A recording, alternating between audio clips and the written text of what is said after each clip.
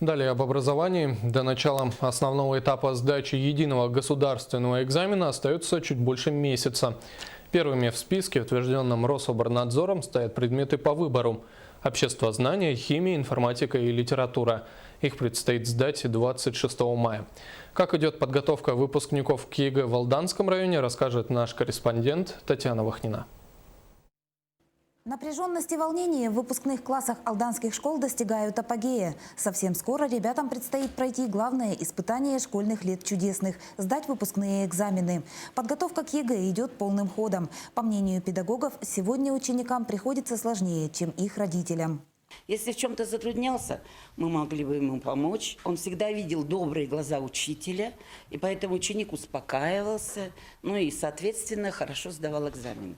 Сейчас стало очень трудно. Во-первых, они все под камерами, они все психологически насторожены. Обязательными предметами ЕГЭ остаются математика и русский язык. По своему усмотрению ребята могут сдавать и дополнительные экзамены, число которых не ограничено. В качестве дополнительных выпускники выбирают предметы, которые необходимы для поступления в тот или иной вуз. Ну, в принципе, наши дети сдают неплохо ЕГЭ.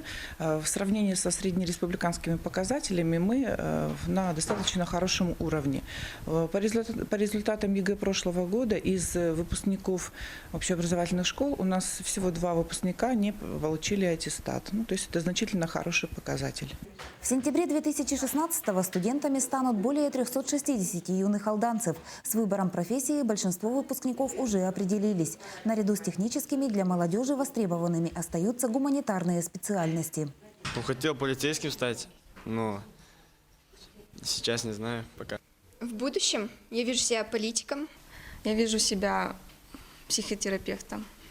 В процессе подготовки к ЕГЭ, по мнению педагогов, чрезвычайно важно не только укрепить базу объективных знаний, но также сформировать у ребят верный моральный настрой.